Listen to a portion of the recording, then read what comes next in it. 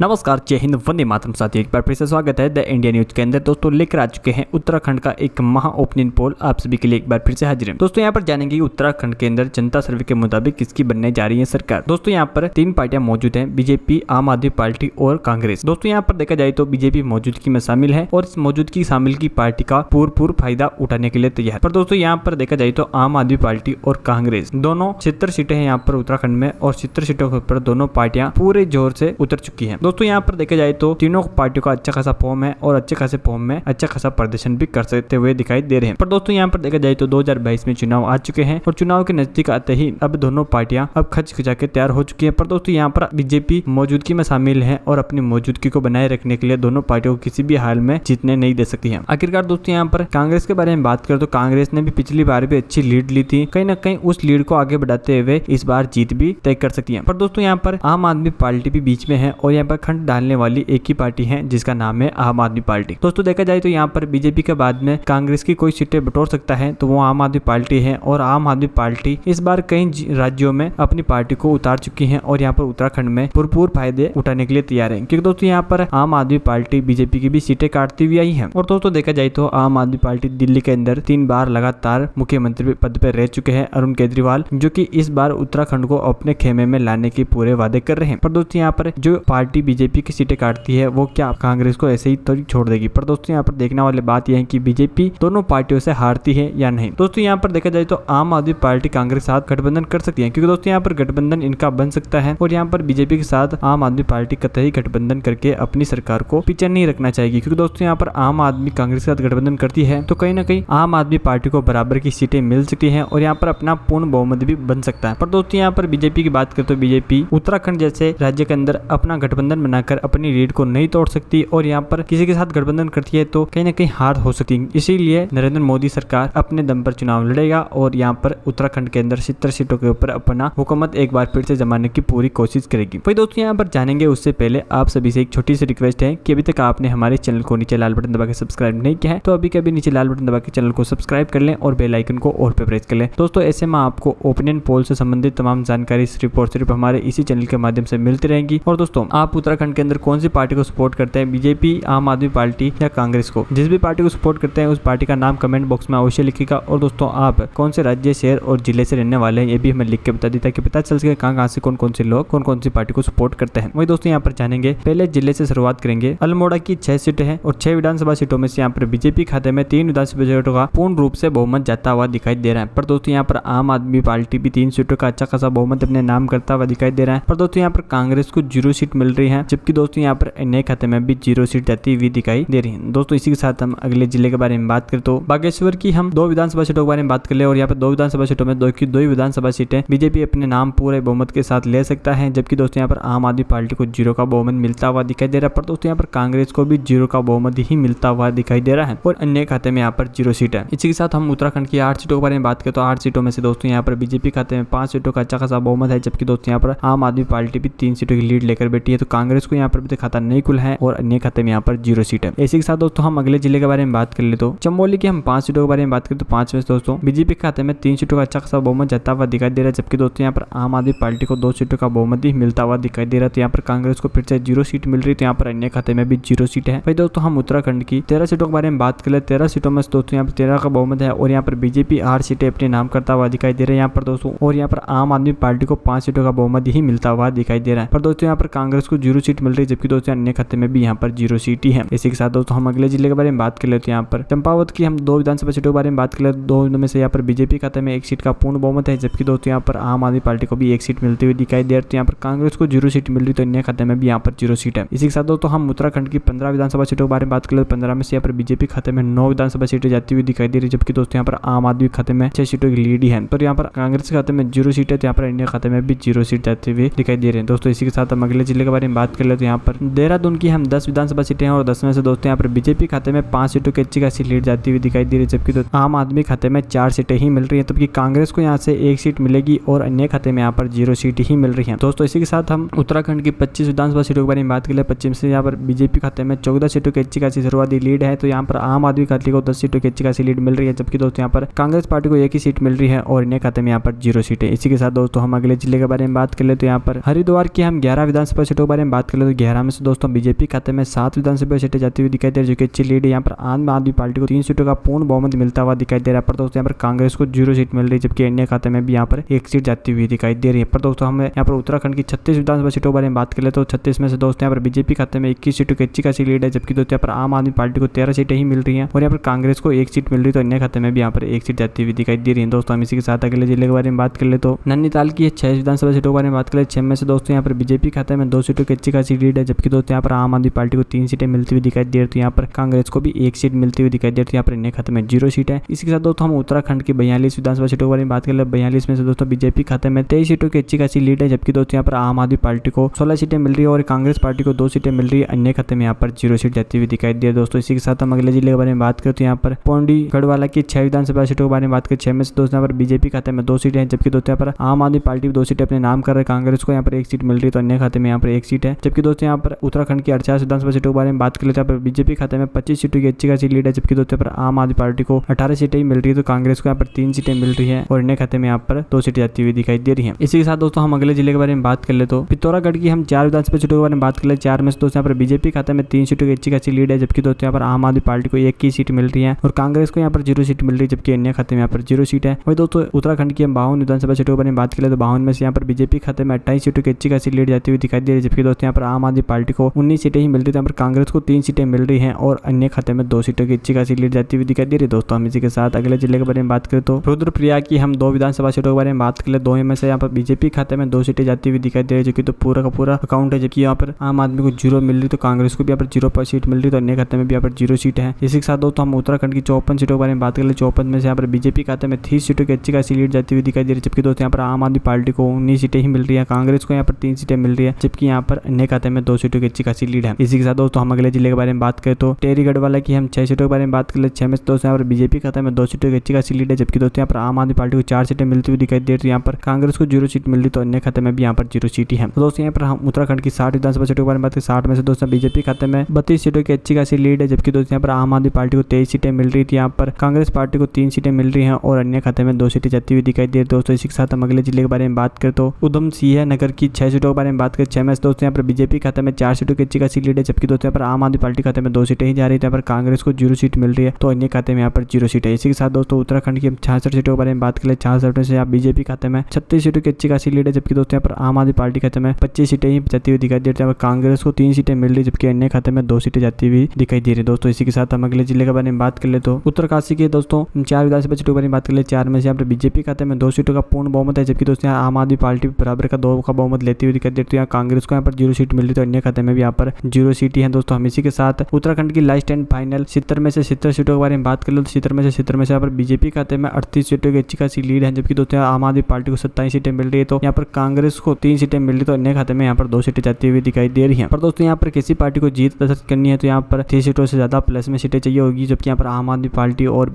कांग्रेस के पास नहीं है। जबकि यहाँ पर बीजेपी 38 सीटों के साथ अपनी जीत दर्ज कर सकती है। यहाँ पर दोस्तों जीत दर्ज करने के बाद एक पूर्ण इतिहास भी हरा सकती है। और यहाँ पर आम आदमी पार्टी, जैसे कि हमने शुरुआत में बात की थी, यहाँ पर कांग्रेस काफी ज्यादा सीटें काट सकती है। जैसे कि यहाँ पर देख सकते हैं जनता सर्वे के मुताबिक तो यहाँ पर काफी सारी सीटें काटती हुई दिखाई दे रही है और यहाँ पर कांग्रेस के खनन करती हुई दिखाई दे रही है। पर दोस्तों यहाँ पर आम आदमी पार्टी 27 सीटें लेकर बैठी है, तो कहीं ना कहीं कांग्रेस को यहाँ पर गठबंधन करने लेना चाहिए, क्योंकि ये गठबंधन यहाँ पर काम आ सकता है, जो कि बीजेपी के खिलाफ हो सकता है। और दोस्तों यहाँ पर आम आदमी पार्टी के खिलाफ 27 सीटें हैं और यहाँ पर बीजेपी के खिलाफ 38 सीटों की अच्छी खासी लीड जाती हुई दिखाई दे रही है। दोस्तों आखिरकार किसके होती जीत जानेंगे, उससे पहले अभी तक आपने हमारे चैनल को नीचे लाल बटन दबा के सब्सक्राइब नहीं किया तो अभी कभी नीचे लाल बटन दबा के चैनल को सब्सक्राइब कर ले और बेल आइकन को ऑल पर प्रेस कर ले। दोस्तों ऐसे में आपको ओपिनियन पोल और जनता सर्वे से संबंधित तमाम जानकारी सिर्फ और सिर्फ हमारे इसी चैनल के माध्यम से मिलती रहेगी। और वीडियो को अभी तक लाइक नहीं किया तो अभी लाइक कर दे, और आपने अपनी पार्टी के लिए कमेंट नहीं किया तो जल्द से जल्द कमेंट करके बताएं आप कौन सी पार्टी को सपोर्ट करते हैं। मिलता है अगले वीडियो में, तो जय हिंद, वंदे मातरम। आपका दिन बहुत बहुत शुभ हो।